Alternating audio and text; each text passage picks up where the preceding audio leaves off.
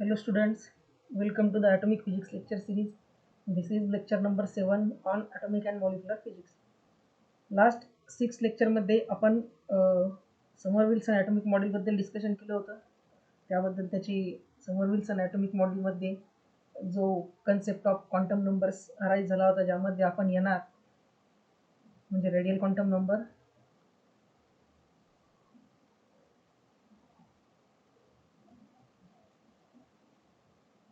आणि के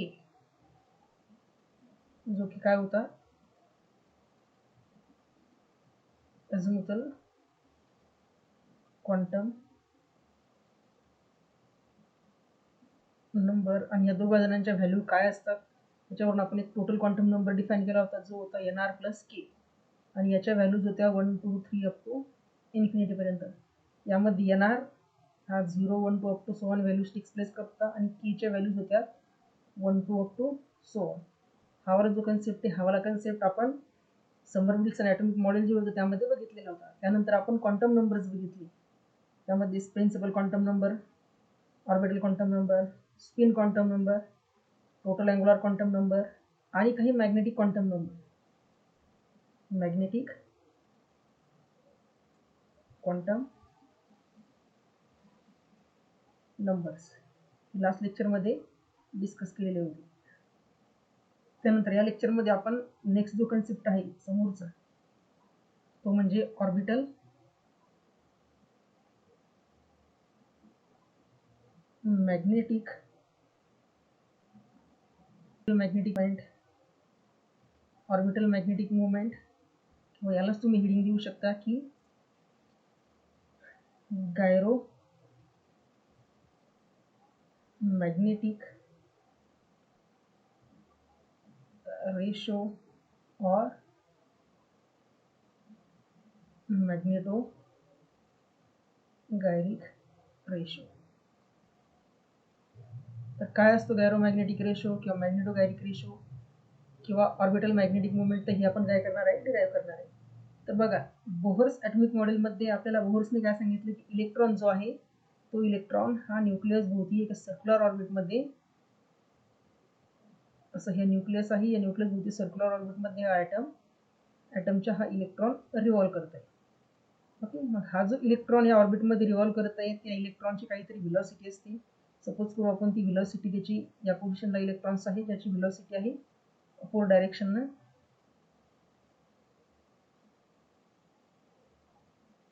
व्हेलॉसिटी या अपोर डायरेक्शननं इथे हे न्यूक्लियस पासूनच हे जे आहे हे त्याचे पोझिशन वेक्टर आहे.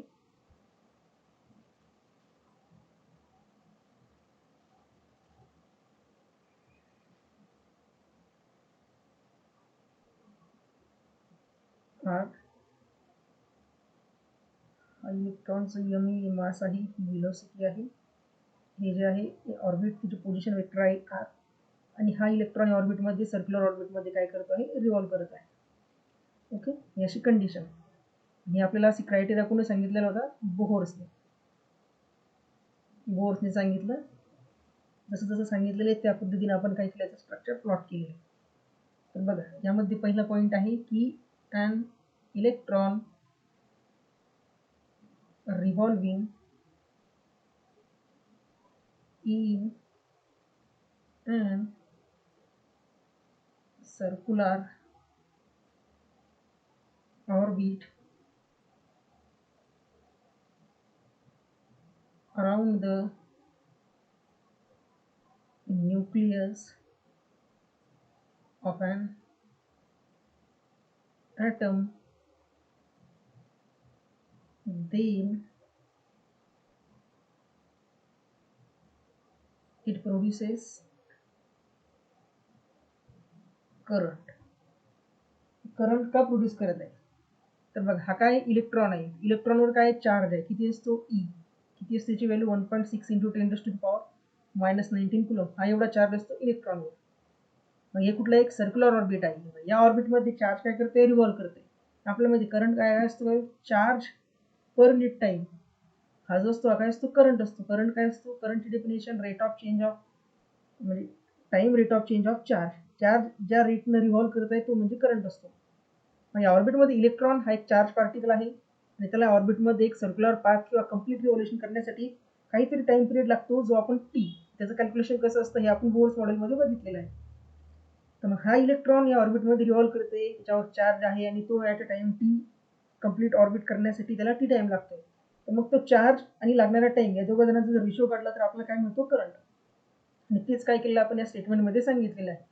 काय, इलेक्ट्रॉन जो ॲटॉमिक सर्क्युलर ऑर्बिटमध्ये ॲटमच्या न्यूक्लियस भोवती रिव्हॉल्व करत आहे, तर तो काय करतो, करंट प्रोड्यूस करतो.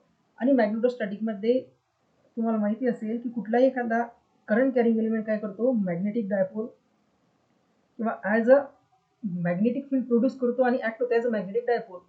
सो याच्यावरून आपण काय सांगू शकतो, so atom is acts like magnetic dipole. Atom काय करतो, ॲज अ मॅग्नेटिक डायपोल म्हणून वर्क करतो, ज्याला आपण ॲटॉमिक डायपोल म्हणतो. काय म्हणतो, ॲटॉमिक डायपोल. मग आता तुम्ही EMT मध्ये, इलेक्ट्रोमॅग्नेटिक थिअरीमध्ये मॅग्नेटिक डायपोल हा कसा डिफाईन करत असतो आणि त्याची व्हॅल्यूज कशी कॅल्क्युलेट करत असतो याचं कॅल्क्युलेशन बघितलेलं असेल. कसं रिप्रेझेंट करत असतो पण मॅग्नेटिक डायपोल, सपोज करायचा म्यू हा मॅग्नेटिक डायपोल आहे, हा असोसिएटेड विथ ऑर्बिट, याला आपण म्यू एल ने डिनोट करू. हा काय असतो, करंट. काय असतो, current into area. Current into area. आता करंट किती आहे तर आपण बघितलं, करंट काय आहे, इलेक्ट्रॉनचा चार्ज आणि त्याला लागणारा टाइम पिरियड. करंट काय आहे त्याला आपण आय ने डिनोट करू, स्मॉल आय ने. आता ही जी आहे ही मॅग्नेटिक डायपोलची एक्सटेंडेड डेफिनेशन आहे, जी तुम्ही EMT मध्ये शिकता. ओके, एरिया कशाचा, तर त्या सर्क्युलर लूपचा. ही जी सर्क्युलर लूप, ज्या सर्क्युलर लूपमध्ये इलेक्ट्रॉन रिव्हॉल्व करतोय त्या सर्क्युलर लूपचा एरिया. तर बघा, सर्क्युलर लूपचा एरिया आपल्याला माहिती, एरिया काय असतो सर्क्युलर लूपचा, पाय इंटू आर स्क्वेअर, ज्यामध्ये आर काय असते, सर्क्युलर लूपची रेडियस. एरियाचा फॉर्म्युला तर मिळाला, करंट काय, चार्ज म्हणजे इलेक्ट्रॉनचा charge E upon time T. आता सर्क्युलर ऑर्बिटमध्ये एक कंप्लीट पाथ करण्यासाठी लागणारा टाइम पिरियड म्हणजे किती, डिस्टन्स किती, सरकम्फरन्स काय, 2πr. आणि टाइम किती लागतो, 2πr अपॉन व्हेलॉसिटी व्ही म्हणजे काय, तिथे सर्क्युलर ऑर्बिटमध्ये त्याला ज्या व्हेलॉसिटीनं तो इलेक्ट्रॉन रिव्हॉल्व करतोय, तर ही जी व्हेलॉसिटी दिसते ती व्हेलॉसिटी त्याची व्ही. कारण व्हेलॉसिटी काय असते, व्हेलॉसिटी असते डिस्टन्स अपॉन टाइम. याच्यावरून टाइम काय मिळेल, time is equal to distance upon velocity. हाच कन्सेप्ट आपण काय केलेला इथे यूज केलेला आहे.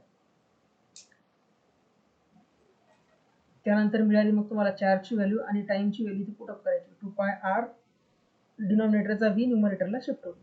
म्हणजे करंट काय मिळाला, EV अपॉन 2πr आणि एरिया πr स्क्वेअर. दोन्ही व्हॅल्यू काय करायच्या, त्या ऑर्बिटल मॅग्नेटिक मुवमेंटचा जो आहे त्या फॉर्म्युल्यामध्ये पुटअप करायच्या. बघा फॉर्म्युला काय मिळेल तुम्हाला, mu L bar is equal to current. करंटची व्हॅल्यू मग काय पुट करायची, EV अपॉन 2πr आणि एरियाची πr स्क्वेअर.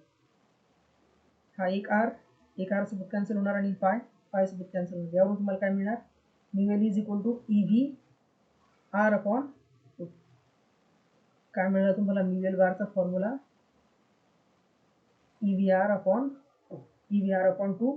डायरेक्शन काय असेल याची डायरेक्शन असेल, हा जो ॲक्सिस आहे हा ॲक्सिस आहे तुमचा झेड कॅप.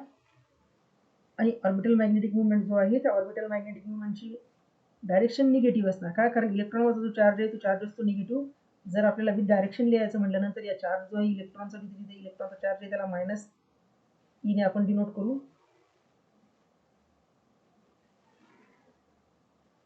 म्हणजे इथे तुम्हाला मॅग्निट्यूड ही आणि डायरेक्शन काय मिळेल, तर हा इलेक्ट्रॉनचा मायनस साईन आणि हा डायरेक्शन झेड कॅप. म्हणजे मॅग्नेटिक मुवमेंट जे आहे कशाशी असोसिएटेड, तर करंट कॅरिंग लूप किंवा ॲटॉमिक डायपोल जो कसा फॉर्म होतो, तर एका सर्क्युलर ऑर्बिटमध्ये करंट कॅरिंग किंवा चार्ज असणारा मायनस ई एवढा चार्ज असणारा इलेक्ट्रॉन सर्क्युलर ऑर्बिटमध्ये रिव्हॉल्युशन करतो आहे.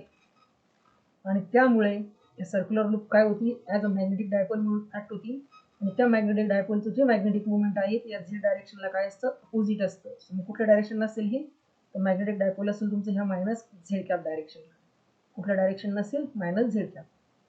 ओके, त्यानंतर बघा ऑर्बिटल मॅग्नेटिक मुवमेंट जे असतं किंवा ऑर्बिटल अँग्युलर मोमेंटम जे आहे ते रिव्हॉल्विंग इलेक्ट्रॉनचं सर्क्युलर ऑर्बिटमध्ये ते आपण कशा वेक्टर नोटेशन्समध्ये कशा पद्धतीने रिप्रेझेंट करू शकतो की ऑर्बिटल मॅग्नेटिक मुवमेंट किंवा ऑर्बिटल अँग्युलर मोमेंटम ही काय असतं आर बार पोझिशन वेक्टर आणि लिनियर मोमेंटम पी बार. तर ही आपण 12th स्टँडर्डमध्ये बघितलेली डेफिनेशन आहे कशाची अँग्युलर मोमेंटम. कशाची डेफिनेशन आहे ही अँग्युलर मोमेंटम. कशाची आहे डेफिनेशन ही अँग्युलर मोमेंटम न म्हणता याला तुम्ही हा अँग्युलर मोमेंट लिनियर मोमेंटम आणि याला angular momentum. Angular momentum angular मोमेंटमची ही डेफिनेशन प्रत्येकाला माहिती. यामध्ये काय करायचं आहे सिम्पली मोमेंटम जो आहे पी बार हा काय लिनियर मोमेंटम याला कशा पद्धतीने रिप्रेझेंट करू शकतो आपण मास इंटू व्हेलोसिटी बार. यामध्ये व्हॅल्यू पुट करायची आर बार क्रॉस पी बारच्या ठिकाणी मास इंटू व्हेलोसिटी. मग आर बार आणि व्ही बार डायग्रामकडे व्यवस्थित जर बघितलं तर तुम्हाला दिसतंय की ही आर बारची डायरेक्शन आहे इकडे समोरची ही आहे आर बारची डायरेक्शन किंवा याला आर कॅप डिनोट करू आणि ही जी आहे ही काय व्हेलोसिटीची डायरेक्शन आहे. व्हेलोसिटी आणि पोझिशन वेक्टर दोघांमध्ये अँगल किती आहे तर 90 डिग्री आहे. आणि दोन वेक्टरच्या क्रॉस प्रोडक्टचा फॉर्म्युला काय असतो पहिल्या वेक्टरची मॅग्निट्यूड म्हणजे आपण मॉड आर बार म्हणून दुसऱ्या वेक्टरची magnitude mod V bar M तर कॉन्स्टंट आहे आणि दोघांमधला अँगल साइन किती आहे अँगल 90 डिग्री. डायरेक्शन म्हणजे आर आणि व्हीला परपेंडिक्युलर म्हणजे झेड कॅप डायरेक्शन असेल कुठली असेल Z cap. R parallel direction ना व्हेलोसिटी अझिमुथल डायरेक्शन ना म्हणजे theta cap direction phi cap direction ना आणि दोघा जणांचा cross product R cap cross theta cap किंवा R cross cap phi cap हा काय असतो झेड कॅप. तर हे जे आहे हे कोऑर्डिनेट सिस्टीमच्या जसा आय क्रॉस जे इज इक्वल टू के असतो हा कार्टेशियन कोऑर्डिनेट सिस्टीममध्ये हा सिलेंड्रिकल कोऑर्डिनेट सिस्टीममध्ये हे काय आहे तर परपेंडिक्युलर रिलेशन्स आहेत. कोऑर्डिनेट सिस्टम्समध्ये तुम्ही हे बघितलेले असतात. आरची मॅग्निट्यूड म्हणजे काय तर सिम्पली ज्या ऑर्बिटमध्ये इलेक्ट्रॉन रिव्हॉल्व करते त्या ऑर्बिटची पोझिशन किंवा रेडियस ही म्हणजे मॅग्निट्यूड ऑफ व्हेलोसिटी एम इलेक्ट्रॉनचा मास साइन 90 ची व्हॅल्यू 1 आणि डायरेक्शन मिळाली झेड कॅप आणि हे काय आहे एल बार. हा काय आहे एल बार म्हणजे तुम्हाला काय मिळालं अँग्युलर मोमेंटमची व्हॅल्यू मिळाली L bar is equal to R V M into Z cap. R V M into Z cap ही मिळाली कशाची व्हॅल्यू तर एल बारची व्हॅल्यू. ओके तर बघा आता आपण हा जो आहे याला देऊ इक्वेशन नंबर 1 आणि हा जो आहे याला देऊ equation number 2. Equation 1 implies that equation 1 काय आहे mu L bar is equal to E V R upon 2 आणि डायरेक्शन आहे मायनस झेड कॅप. याला एमने मल्टिप्लाय डिवाइड करू दोन्ही साईडला एमने मल्टिप्लाय डिवाइड केलं E V R upon 2 into minus Z cap. जर एम एम कॅन्सल झाला तर न्यूमरेटर आणि डिनॉमिनेटरच्या व्हॅल्यू एकसारखेच असतात. याला काय करू आपण ह्या इक्वेशनला रिअरेंज करू. रिअरेंज कसं करून कसं लिहायचं बघा कसं लिहायचं E upon twice M into bracket इकडे मध्ये एम व्ही आर आणि मायनस झेड कॅप. यालाच कसं लिहू शकतो आपण minus E upon twice M M V R into Z cap. Equation 2 नुसार हे जो ब्रॅकेट आहे M V R into Z cap याला काय लिहू शकतो आपण तर इक्वेशन 2 नुसार याला लिहू शकतो पण minus E upon twice M into L bar. काय लिहू शकतो minus E upon twice M into L bar. Left hand साईडला काय आहे mu L bar left hand साईडला आहे म्यू एल बार. मग याला अरेंज करायचं असं की mu L bar upon L bar is equal to minus E upon twice M. दोन्ही साईडची जर का मॅग्निट्यूड घेतली तर हा मिळतो mu L bar upon L bar त्यांचा modulus is equal to left hand साईडचा मॉड्युलस म्हणजे ई अपॉन ट्वाईस एम आणि कुठल्याही निगेटिव्ह क्वांटिटीचा मॉड्युलस काय असतो पॉझिटिव्ह म्हणजे E upon twice M. E upon twice M म्हणजेच काय मिळालं तुम्हाला mu L bar upon L bar यांची magnitude is equal to E upon twice M. E upon twice M ही जी व्हॅल्यू आहे ही व्हॅल्यू ज्यामध्ये ratio of magnetic dipole movement to the orbital magnetic movement या रेशोला काय म्हणतात मॅग्नेटोगायरिक रेशो किंवा gyro magnetic ratio. Gyromagnetic ratio gyromagnetic रेशोची व्हॅल्यू किती आहे E upon twice M. E upon twice M ही व्हॅल्यू कशाची गायरोमॅग्नेटिक रेशोची E upon twice M.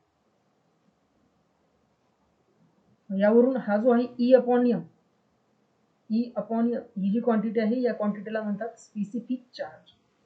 Specific charge E upon M ही जी क्वांटिटी याला काय म्हणतात स्पेसिफिक चार्ज. Specific charge.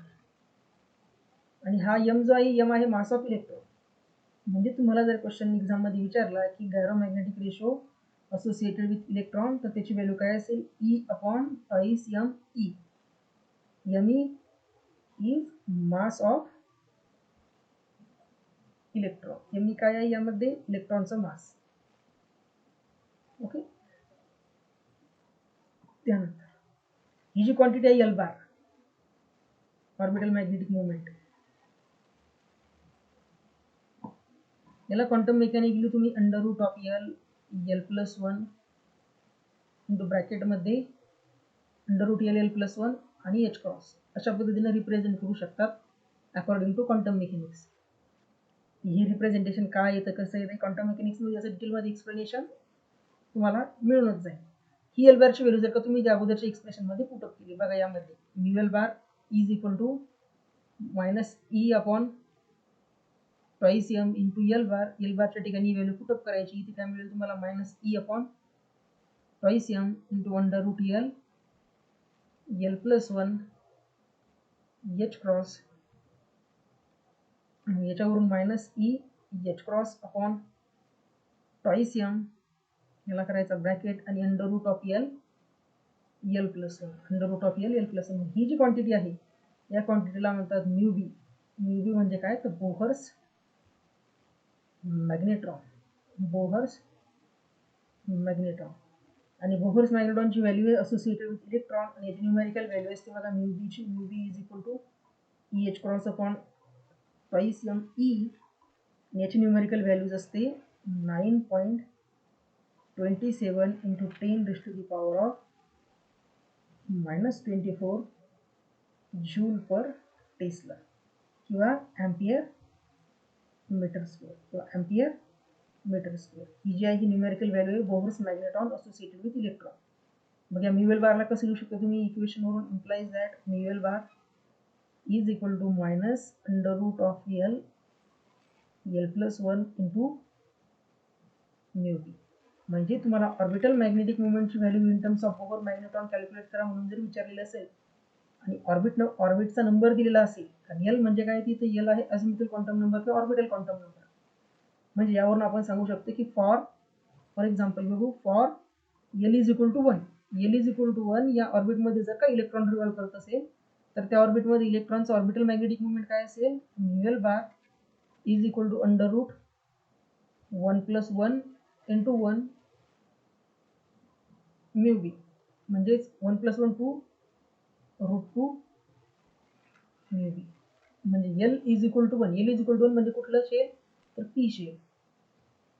तर पी शेलमध्ये जर का इलेक्ट्रॉन रिव्हॉल्व करत असेल तर त्याच्या ऑर्बिटल मॅग्नेटिक मोमेंटची व्हॅल्यू काय असेल mu L bar is equal to under root 2 mu B. Under root 2 mu बी.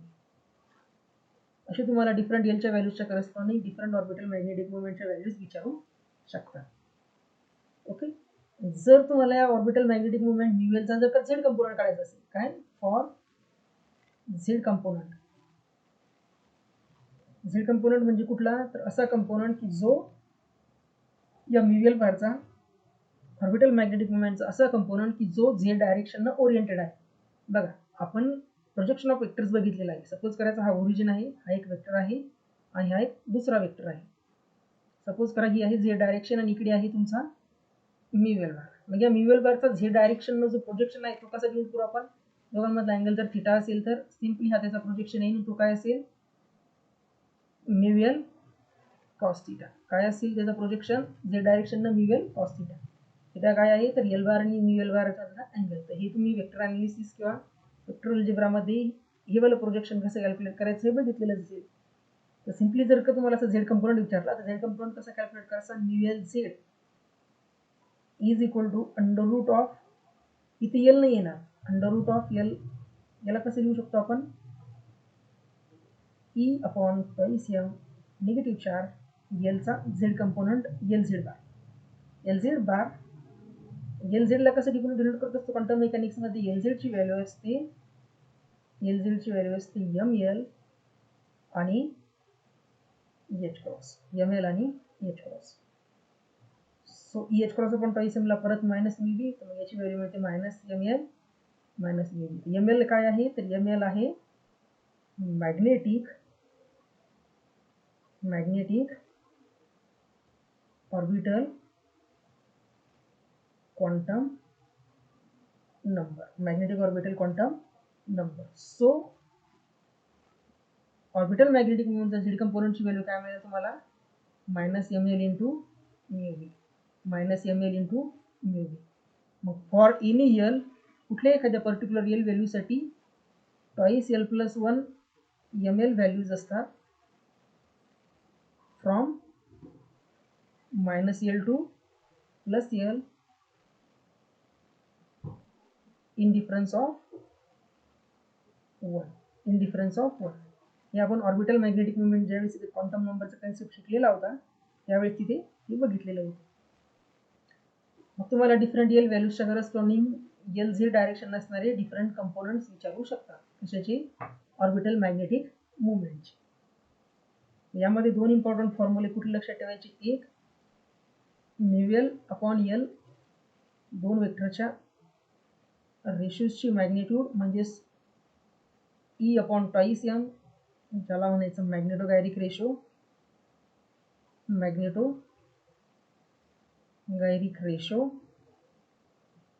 दोन नंबरचा फॉर्म्युला एल बारची व्हॅल्यू असते under root of L plus 1 H cross.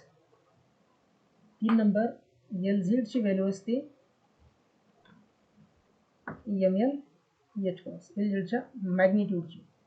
L Z हा वेक्टर नाही आहे तर एल काय आहे ऑर्बिटल मॅग्नेटिक मुवमेंटचा झेड डायरेक्शन असणारा कंपोनंट, झेड डायरेक्शनचा कंपोनंट. आणि एक म्यू बीची value mu B associated with electron तर तो काय आहे E H cross upon twice M.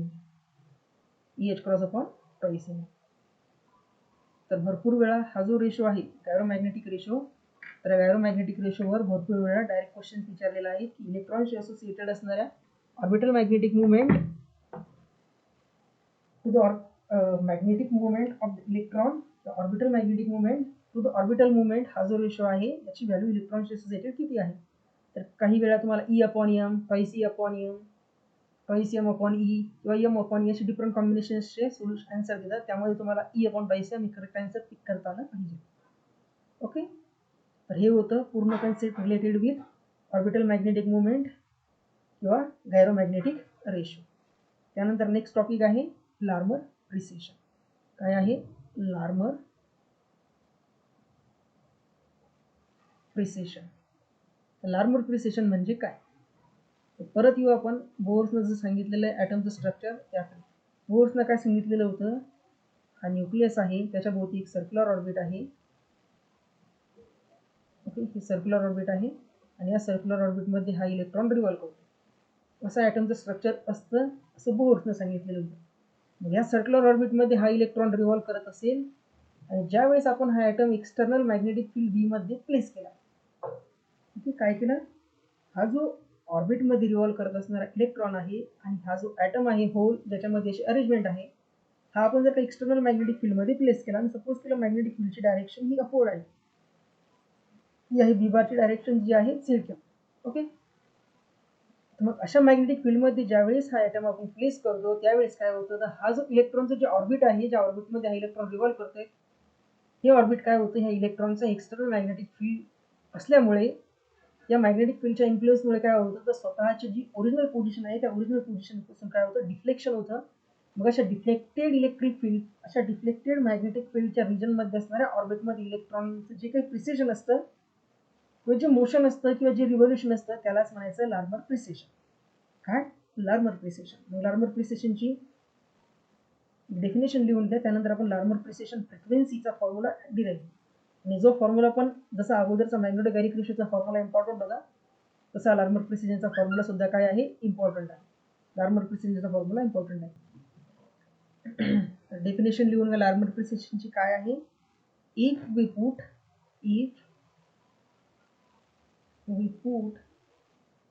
an atom in external magnetic field external magnetic field. ॲटमला एक्सटर्नल मॅग्नेटिक फील्डमध्ये पुट केलं म्हणजे काय, तर ॲटमचं हेवालं जे स्ट्रक्चर आहे, हेवालं स्ट्रक्चर माइंडमध्ये ठेवून की ॲटममध्ये सेंटरला न्यूक्लियस आहे, त्या न्यूक्लियस भोवती एक ऑर्बिट आहे, ज्या ऑर्बिटमध्ये इलेक्ट्रॉन रिव्हॉल्व करत आहे, आणि तो ॲटम काय केला तर external magnetic field D bar मध्ये प्लेस केलेला आहे. Okay, you put atom in external magnetic field आणि ती मॅग्नेटिक फील्ड आहे D bar, then the electron starts its motion. इलेक्ट्रॉन काय करतो, त्याचं मोशन स्टार्ट करतो about an axis of external magnetic field. म्हणजे काय, ज्या डायरेक्शन एक्सटर्नल मॅग्नेटिक फील्ड आहे त्या डायरेक्शनने या ऑर्बिटचं काय होतं, फ्लिपिंग होतं किंवा ऑर्बिटचं मुवमेंट होती. त्या ऑर्बिटमध्ये इलेक्ट्रॉनचं जे कम्प्लीट मोशन असतं, त्या मोशनलाच काय म्हणत असतं आपण, लार्मर प्रिसेशन. आणि त्या लार्मर प्रिसेशनला ऑर्बिटमध्ये एका सेकंडमध्ये किती नंबर ऑफ ऑर्बिट्स, एका सेकंडमध्ये किती सर्क्युलर ऑर्बिट तो कम्प्लीट करतो, किंवा सर्क्युलर असो इलेक्ट्रिकल असो कुठली ऑर्बिटचे पार्ट किती कम्प्लीट करतो एका सेकंडमध्ये, त्याला आपण फ्रिक्वेन्सी म्हणतो. आणि ती जी फ्रिक्वेन्सी असते इलेक्ट्रॉनची एक्सटर्नल मॅग्नेटिक फील्डमध्ये, ती असते लार्मर प्रिसेशन फ्रिक्वेन्सी. यामध्ये आपण काय म्हणू शकतो, the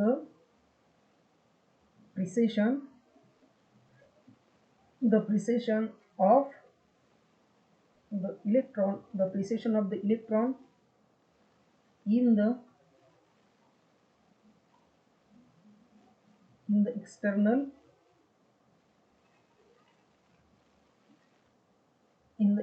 magnetic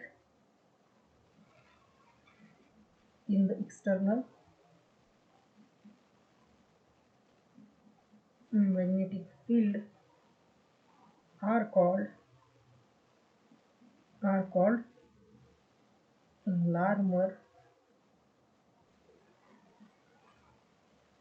Larmor precession and the frequency of the precession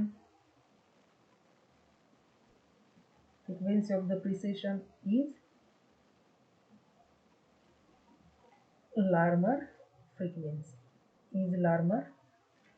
आपण काय करू, त्या लार्मर फ्रिक्वेन्सीचं डेरिवेशन कॅल्क्युलेट करू आणि त्याची जी येणारा स्टँडर्ड रिझल्ट आहे, जे लार्मर प्रिसिजन फ्रिक्वेन्सीचं आन्सर येईल, ते आन्सर तुम्ही काय करायचं, व्यवस्थित लक्षात ठेवायचं आहे, कारण त्याच्यावर बेस डायरेक्ट क्वेश्चन्स राहतात. ओके, तर बघा, सपोज करू आपण ही जी आहे स्ट्रेट लाईन, ही जी स्ट्रेट लाईन आहे ही आहे मॅग्नेटिक फील्ड, ही आहे direction of magnetic field. Suppose करू आपण ही आहे झेड कॅप आणि या डायरेक्शन आहे मॅग्नेटिक फील्ड डी बार. ओके, हा सेंटर घेऊ इथून आणि या सेंटर पासून काय करू,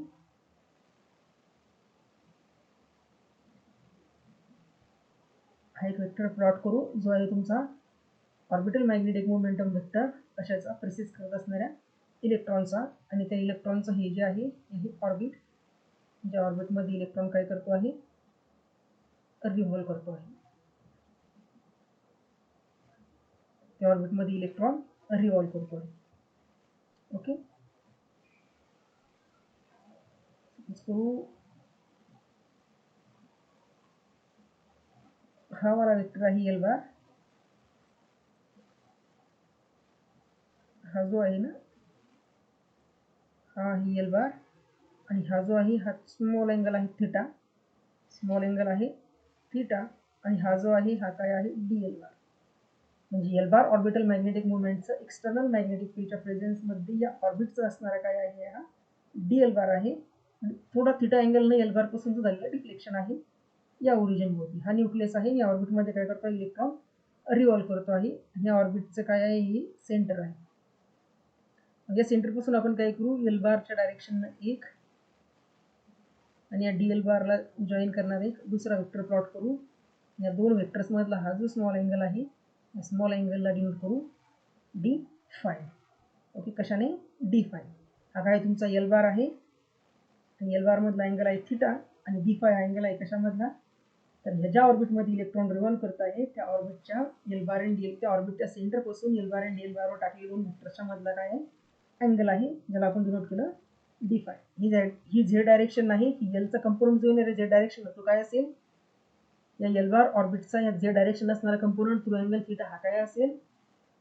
एल साइन थिटा. हा काय असेल? एल बारचा या डायरेक्शनला कंपोनंट असेल जो परपेंडिक्युलरली थिटाच्या डायरेक्शनला एल कॉस थिटा, आणि थिटाच्या अपोजिट डायरेक्शनला हा इकडच्या डायरेक्शनला तो कुठला असतं मग? L sine theta. Okay, L sine theta. बरं, कसं असतं? हा एक सेंटर आहे, ह्या सेंटरपासून ए बार वेक्टर आहे आणि हा बी बार वेक्टर आहे, दोघांमधला अँगल थिटा आहे.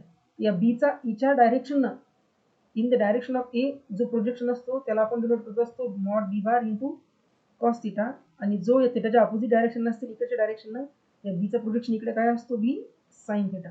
या एल बारचा अपोजिट जो कंपोनंट असणार, जो प्रोजेक्शन असणार तो काय असणार? L sine theta. ओके, मग हा जो वेक्टर आहे कुठला वाला? हा काय आहे? थिटाच्या अपोजिट डायरेक्शन नाही, सो हा काय असेल? L sine theta. काय कंपोनंट असेल तो? L sine theta. ओके, म्हणजे एक्सटर्नल मॅग्नेटिक फील्डमध्ये या बी बार या एक्सटर्नल मॅग्नेटिक फील्डमध्ये हा जो इलेक्ट्रॉन आहे या इलेक्ट्रॉनचं एल बारच्या अपोजिट डायरेक्शननं म्यू एल बार असतो. आपण अगोदरच्याच कन्सेप्टमध्ये बघितले की एल बार आणि म्यू एल बार झेड डायरेक्शन होतं तर म्यू एल बार कुठं होता? Minus Z direction. ही जर एल बारची डायरेक्शन नाही तर एल बारच्या अपोजिट डायरेक्शननं काय असेल? त्या इलेक्ट्रॉनचा म्यू एल बार असेल. त्या इलेक्ट्रॉनचा म्यू एल बार म्हणजे काय? तर ऑर्बिटल मॅग्नेटिक मुवमेंट. आणि मॅग्नेटिक फील्ड काय करत असते? या मॅग्नेटिक मुवमेंट सोबत मॅग्नेटिक फील्ड आणि मॅग्नेटिक मुवमेंट दोघं जणांचा जर क्रॉस प्रोडक्ट घेतला तर तो काय असतो? टॉर्क असतो. कशावर ऑर्बिट होत असतो? तो त्या ऑर्बिटमध्ये रिव्हॉल्व करत असणाऱ्या इलेक्ट्रॉनवर ऍक्ट होणारा टॉर्क. कारण आपण इलेक्ट्रोमॅग्नेटिक्समध्ये किंवा ईएमटी थिअरीमध्ये बघितलेलं आहे, एक्सटर्नल मॅग्नेटिक फील्डमध्ये जर का मॅग्नेटिक मुवमेंट इंटरॅक्ट करत असेल एक्सटर्नल मॅग्नेटिक फील्ड भोवती, एक्सटर्नल मॅग्नेटिक फील्ड भोवती जर का मॅग्नेटिक मुवमेंट थिटा अँगलला इंटरॅक्ट करत असेल तर लोक काय करतात? ते मॅग्नेटिक फील्ड काय करते? तर त्या म्यू बार मॅग्नेटिक मुवमेंटवर टॉर्क एक्झर्ट करते. म्हणजे टॉर्कचे मॅग्नेट्यूड आपल्याला काढायचे आहे, ते मॅग्नेट्यूड आहे टॉर्क, वेक्टरचे मॅग्नेट्यूड. आणि टॉर्क काय असतो? तो म्यू बार म्हणजे त्या ऑर्बिटमध्ये रिव्हॉल्व करत असणाऱ्या इलेक्ट्रॉनचा मॅग्नेटिक मुवमेंट आणि मॅग्नेटिक फील्ड या दोघा जणांच्या क्रॉस प्रोडक्ट आणि त्याची व्हॅल्यू. मग या म्यू दोन वेक्टरचा क्रॉस प्रोडक्ट काय असतो? पहिला वेक्टरचे मॅग्नेट्यूड इंटू दुसऱ्या वेक्टरचे मॅग्नेट्यूड आणि sine of angle between them आणि डायरेक्शन एन कॅप. दोन्ही साईडची मॅग्नेट्यूड घेतली, सो राईट हँड साईडला मिळतो तुम्हाला tau is equal to mu L B N cap. Unit direction असते परपेंडिक्युलर टू एल बार आणि म्यू एल बार. इथे त्याची व्हॅल्यू घ्यायची 1, कारण डायरेक्शनची मॅग्नेट्यूड काय मिळेल? सिम्पली 1च मिळेल. म्यू एल बी आणि साइन थिटा, म्यू एल बी आणि साइन थिटा. म्यू एल काय असतो? म्यू एल आपण अगोदरच्या लेक्चरमध्येच अगोदरच्याच कन्सेप्टमध्ये बघितलं. काय म्यू एल काय असतो? E upon twice M into L. E upon twice M into L, आणि हा बी आणि हा साइन थिटा. म्हणजे E B upon twice M, E B upon twice M, आणि हा काय? L sine theta. हा डिनोट करू आपण एल साइन थिटा, याला डिनोट करू आपण टॉ. याला द्यायचं इक्वेशन नंबर 1. सिम्पली काय केलं तर हा जो म्यू एल बार आहे, म्यू एल बार म्हणजे काय? तर एक्सटर्नल मॅग्नेटिक फील्डमध्ये मूव्ह करत असणाऱ्या ज्या ऑर्बिटमध्ये इलेक्ट्रॉन रिव्हॉल्व करते त्या इलेक्ट्रॉनचं असोसिएटेड असणार ऑर्बिटल मॅग्नेटिक मुवमेंट. ही orbital magnetic movement external magnetic field भोवती थिटा अँगल मेडअप करतं. या दोघा जणांचं जे इंटरॅक्शन होतं त्या इंटरॅक्शनमुळे ऑर्बिटमध्ये रिव्हॉल्व करत असणाऱ्या इलेक्ट्रॉनवर टॉर्क ऍक्ट होतो, आणि तो टॉर्क काय केलेला आपण सिम्पली कॅल्क्युलेट केलेला आहे, आणि ज्याची व्हॅल्यू मिळाली आपल्याला tau is equal to E B upon twice M L sine theta. याला दिलं इक्वेशन नंबर 1. आणि त्यानंतर आणखी मिळते तुम्हाला की डीफाय. या डायग्रामवरून कळतंय की डीफाय जो आहे या डीफायची व्हॅल्यू काय आहे? डीफाय काय असतो? हा डिस्प्लेसमेंट तुमचा एवढा डीएल, हा डिस्प्लेसमेंट डीएल आणि हा एल साइन थिटा. मग डीफाय काय मिळणार तुम्हाला? समोरचं डिस्प्लेसमेंट आहे D L upon L sine theta. D phi काय मिळाला? D L upon L sine theta by डायग्रामवरून आपल्याला डीफायची value D L upon L sine theta. हे कसं मिळालं? D L upon D L sine theta. बघा डायग्रामवरून तुम्हाला जर नसेल कळलं तर सपोज करायचा सेंटर आहे, दोन वेक्टर्स आहे, दोन वेक्टर्स मधला अँगल आहे हा डीफाय. ओके, आणि हा जो आहे डिस्प्लेसमेंट, हा डिस्प्लेसमेंट वेक्टर आहे डीएल, डी एल बार. 12th स्टँडर्ड मध्ये जिथे अँगल अँगल नावाचा जो कन्सेप्ट इथे अराईज होतो, ही जी लेंथ आहे ही लेंथ आपण त्या डायग्रामवरून बघितलेली, ही काय यल साइन थिटा. मग आर्क अपॉन डिस्टन्स हा काय असतो, अँगल असतो. अँगल काय असतो, अँगल इथे आहे D phi is equal to arc. Arc किती आहे dl अपॉन परपेंडिक्युलर डिस्टन्स काय L sine theta. Arc upon perpendicular distance L sine theta. हा कन्सेप्ट काय केला आपण इथे यूज केला, त्यावरून इथे थिटा होता, इथे आपण काय सिम्पली dl आहे. D phi is equal to काय आर्क, आर्क किती आहे dl, परपेंडिक्युलर डिस्टन्स किती L sine theta. D phi is equal to काय मिळालं तुम्हाला, dl upon L sine theta. dl upon L sine theta. दोन्ही साईडला काय करायचं, या dl साइन थिटाने इकडे लेफ्ट हँड साईडला मल्टिप्लाय करायचं. इकडे काय मिळेल तुम्हाला, L sine theta into D phi is equal to dl. D phi into dl, दोन्ही साईडला dt ने मल्टिप्लाय करायचं. काय मिळेल तुम्हाला, dl upon dt is equal to D phi upon dt into L sine theta into L sine theta. But आपल्याला माहिती आहे की rate of change of angular momentum with respect to time हा काय असतो, टॉर्क असतो. टॉर्कची डेफिनेशनच आहे की rate of change of angular momentum with respect to time is torque by definition. मग याची व्हॅल्यू इथे पुटअप करायची टॉर्क. त्यावरून तुम्हाला टॉर्क काय मिळाला, टॉर्क इज इक्वल टू मिळाला D phi upon D T into L sine theta. याला द्यायचं इक्वेशन नंबर 2. Equation number 2. आता इक्वेशन नंबर 1 आणि इक्वेशन नंबर 2 सोबत काय करायचे, दोन्ही इक्वेशन कंपेअर करायचे. इक्वेशन 1 आणि इक्वेशन 2 इम्प्लाइज दॅट दोन्हीमध्ये टॉ, इक्वेशन 1 मध्ये टॉची व्हॅल्यू काय दिलेली आहे, E B upon twice M L sine theta. टॉची व्हॅल्यू काय आहे, E B upon twice M into L sine theta. आणि या इक्वेशन वरून टॉची व्हॅल्यू काय आहे, या इक्वेशन वरून टॉची व्हॅल्यू काय आहे, D phi upon D T into L sine theta. D phi upon D T into L sine theta. D phi upon D T into L sine theta. हा L sine theta होते cancel. Right hand साईडला मिळतो तुम्हाला D phi upon D T is equal to E B upon twice M. याला द्यायचं equation number 3. Equation number 3. आता तुम्ही 12th स्टँडर्डमध्ये ही definition बघितलेली असते की अँग्युलर व्हेलॉसिटी इथे ऑर्बिटशी असोसिएटेड, सो आपण याला सफिक्स एल दिलंय. अँग्युलर व्हेलॉसिटी काय असते, rate of change of angular displacement with respect to time. हे काय असते, डेफिनेशन. याला म्हणू आपण बाय डेफिनेशन. ही डेफिनेशन आपण 12th स्टँडर्डमध्ये बघितलेली आहे. कशाची, अँग्युलर व्हेलॉसिटीची. ही अँग्युलर व्हेलॉसिटी ओमेगा एलची डेफिनेशन काय करायची, अगोदरच्या इक्वेशनमध्ये पुटअप करायची इथे. इक्वेशन 3 काय होतं मग, equation 3 implies that omega L is equal to EB upon twice m. Omega L is equal to EB upon twice m. Omega L angular व्हेलॉसिटीला तुम्ही कसं लिहू शकता, अँग्युलर फ्रिक्वेन्सीला 2 पाय FL ही व्हॅल्यू असते ओमेगा एलची. ओमेगा एल आणि त्यालाच आहे EB upon twice M. EB upon twice M. Omega एलची व्हॅल्यू बाय डेफिनेशन दिली, आपण काय केली, बाय डेफिनेशन दिली. यावरून तुम्हाला L stands for Larmor. Okay, इथे एल काय स्टँड, ऑर्बिट किंवा लार्मर. तर ईबी अपॉन हा ट्वाइस एम इंटू हा 2 पाय इकडे. याला जर तुम्ही मल्टिप्लाय केलं 2 इंटू 2 4, मग हा काय मिळतो तुम्हाला, EB upon 4 pi M. EB upon 4 pi. तर बघा F L is equal to EB upon 4 pi M. हा आहे इम्पॉर्टंट फॉर्म्युला कशाचा, तर लार्मर प्रिसिशन फ्रिक्वेन्सीचा. कशाचा इम्पॉर्टंट फॉर्म्युला हा आहे, लार्मर काय, लार्मर प्रिसिशन फ्रिक्वेन्सी. ब्रॅकेटमध्ये लिहायचं आहे for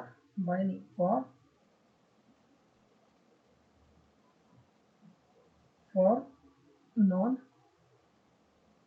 relativistic case.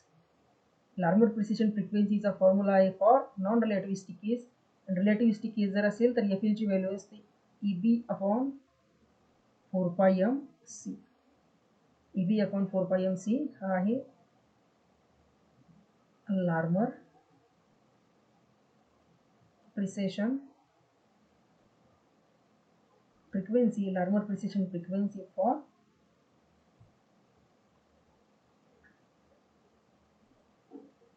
Relativistic case. Larmor precision frequency for relativistic केसचा काय आहे फॉर्म्युला आहे. तर हे 2 फॉर्म्युले तुम्ही व्यवस्थित लक्षात ठेवायचे.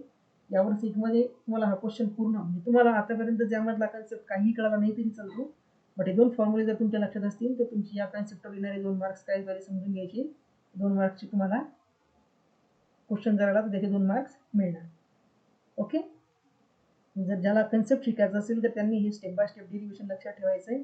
ज्याला फक्त सिम्पली कन्सेप्ट अंडरस्टँड नसेल करायचा तर त्यांनी लार्मर प्रिसिशन फ्रिक्वेन्सी म्हणजे नेमकं काय ते माहिती असणं आणि हावाला फॉर्म्युला नॉन रिलेटिव्हिस्टिक केस आणि हावाला फॉर्म्युला रिलेटिव्हिस्टिक केस एवढं जर लक्षात ठेवलं तरी चालतं. म्हणजे यामध्ये तुम्हाला हायलाइटेड टॉपिक किंवा शॉर्ट नोट्समध्ये तुम्ही याचं काही लिहिसान मग तर omega L is equal to EB upon twice M हा एक कन्सेप्ट लक्षात ठेवणार. दुसरा वाला कन्सेप्ट लक्षात ठेवणार FL is equal to EB upon 4 pi m इथे लिहिणार